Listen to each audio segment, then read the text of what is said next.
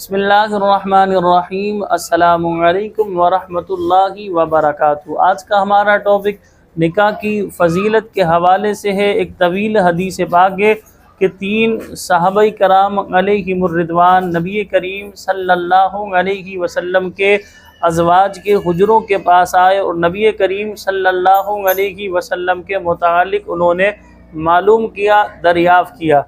ये मैं आपके सामने हदीस को पूरा बयान करता हूँ। हज़रत अनस बिन मालिक रज़ी अल्लाह ताला अन्हु इस हदीस के रावी हैं। ये बुखारी शरीफ और मुस्लिम शरीफ और सुनन कुबरा की हदीस पाक है कि नबी करीम सल्लल्लाहु अलैहि वसल्लम की अज़वाज के हुजरों के पास 3 शख्स आए। अज़वाज यानी हुजूर की पाक बीवियाँ, इनके पास यानी कि इनके हुजरों के पास 3 शख्स आए और उन्होंने नबी करीम सल्लल्लाहु अलैहि वसल्लम की इबादत के मुतालिक सवाल किया। जब इनको आपकी इबादत के मुतालिक बताया गया तो इन्होंने इसको कम गुमान किया। इन्होंने कहा हम और कहा नबी करीम सल्लल्लाहु अलैहि वसल्लम, अल्लाह ताला ने आपके अगले पिछले बाज़ाहिर खिलाफ औला सब काम मुआफ़ फरमा दिए।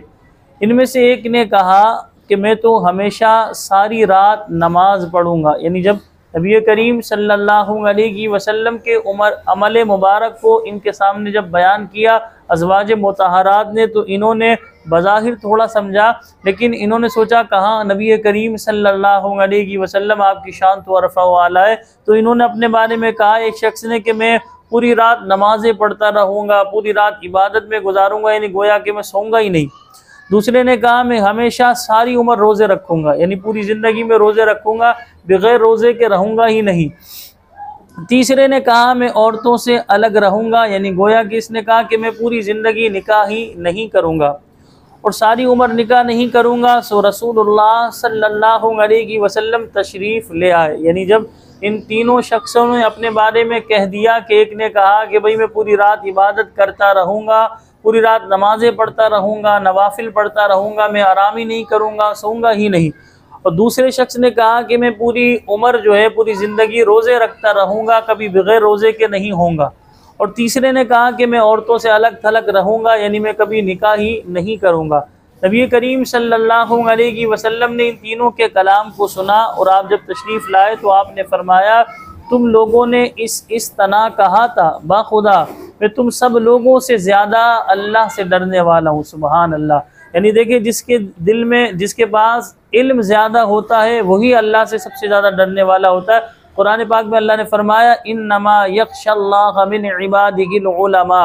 अल्लाह पाक फरमाता है कि बेशक मेरे बंदों में से उलमा जो है वही जो है डरते हैं। यानी उलमा के दिल में खौफ खुदा होता है, वो अल्लाह से डरने वाले होते हैं। क्योंकि जब इल्म होता है, जब इंसान इल्म हासिल करता है तो ये इंसान के दिल में अल्लाह ताला का खौफ पैदा करता है इल्म दीन। इसी तरह अल्लाह तबारक व ताला से इंसान डरता है, शरई अहकामात को बजा लाता है।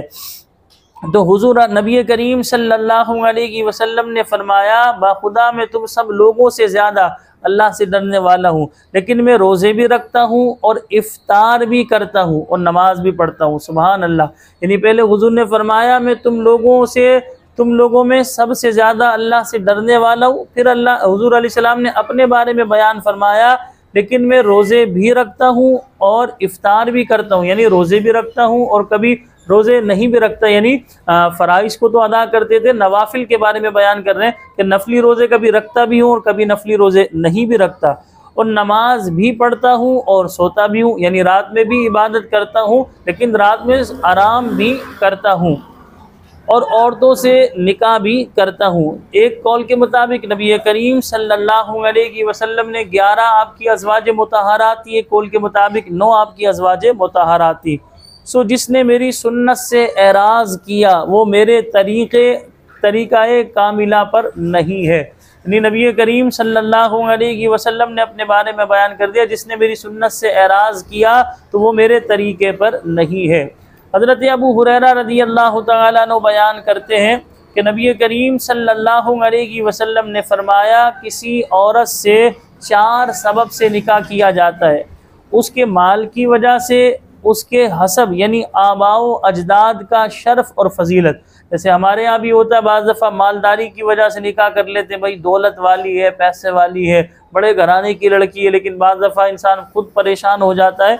इसी तरह बाज़ दफ़ा आबाओ अजदाद की फजीलत की वजह से, भाई आबाओ अजदाद शर्फ वाले हैं, फजीलत वाले हैं, तो इसी तरह उसकी खूबसूरती की वजह से, यानी तीसरी बात बयान की उसकी खूबसूरती की वजह से निकाह किया जाता है, और चौथी बात बयान की और उसकी दीनदारी की वजह से। तो आप अलैहिस्सलाम ने फरमाया तुम उसको उसकी दीनदारी की वजह से तलब करो, तुम्हारे हाथ खाक आलूद हो। यानी नबी करीम सल्लल्लाहु अलैहि वसल्लम ने औरत से 4 सबब की वजह से निकाह किया जाता है, वो चारों सबब बयान किए। उन चारों सबब में से जो बेहतरीन सबब है वो दीनदारी है। पहला सबब बयान किया माल, दूसरा बयान किया वो आबाओ अजदाद शर्फ वाले, फजीलत वाले, तीसरा खूबसूरती, चौथा बयान किया दीनदारी। ये चारों सबब हुजूर ने बयान करके बयान किया कि तुम दीनदारी को जो है फौकियत दो, दीनदारी को देखा जाए। आज हम मुआशरे में देखें, जब रिश्ता होता है तो दीनदारी को ही नज़रअंदाज किया जा रहा होता है, खूबसूरती और माल ये 2 चीज़ें ज़्यादा देखी जा रही होती है। अल्लाह पाक मुझे और आप सबको अमल की तौफीक अता फरमाए। मुझे अपनी दुआओं में याद रखिएगा। अस्सलामु अलैकुम व रहमतुल्लाहि व बरकातुहू।